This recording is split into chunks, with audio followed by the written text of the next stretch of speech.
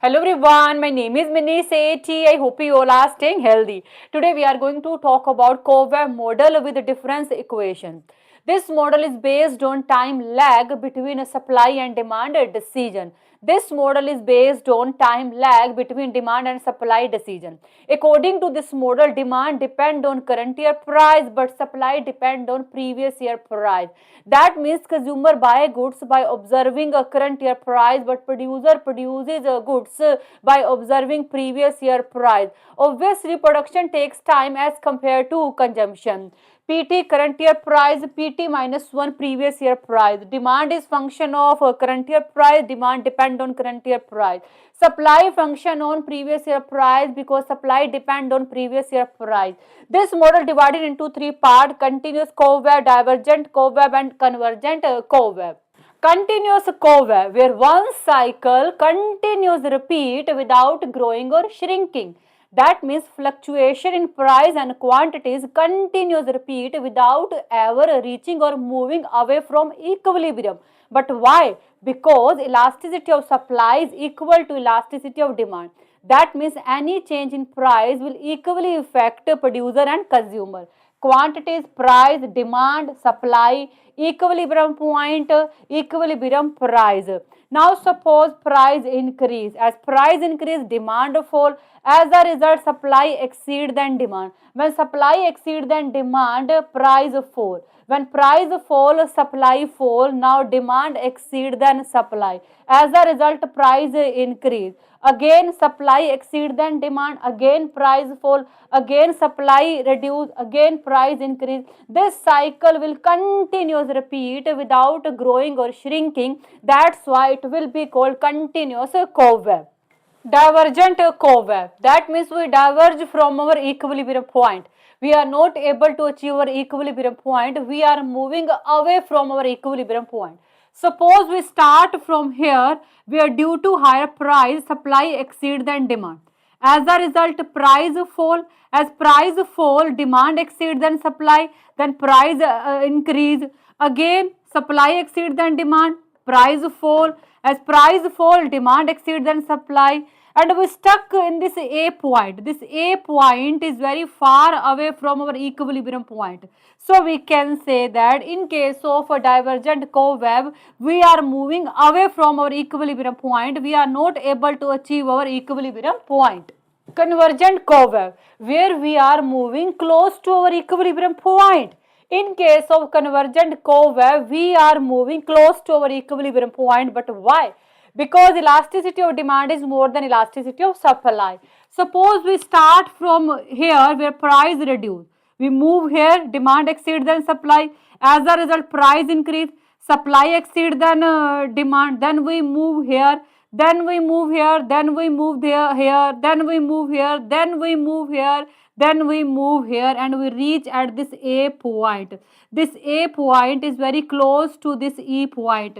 So we can say that in case of convergent CoWeb, we moving close to our equilibrium point. Now this is a mathematical part. According to this model, demand depend on current year price, but supply depend on previous year price. DT, demand at T time period, demand at current time period. A intercept, alpha slope, PT price at T time period means current price. So price independent variable, demand dependent variable, demand depend on current year price. ST supply, intercept, slope, PT minus 1 previous year price. So supply depend on previous year price. At equilibrium, both are equal to each other. In place of DT, we will write this. In place of ST, we will write this. Now, BT minus 1 will come in this side. A will come in this side. Our equation will look like this. For the sake of simplicity, in place of PT and PT minus 1, we will put P star. So, in place of PT, we put P star. In place of PT minus 1, we also put P star. Now, our equation will look like this. P star we will take common and alpha minus beta will come below. And this is our equation, and P star represent our equilibrium price. So, this is our equilibrium price according to this model. So, this is our first equation. And we assume this is our second equation. A will come in this side, beta P star will come in this side. After doing these arrangement, our second equation will look like this. Means now this is our second equation. What we do, we will minus second equation from our first equation. So A plus alpha pt came from first equation minus this one, A minus alpha p star equal to B plus beta pt minus 1 came from first equation minus this one, B minus beta p star.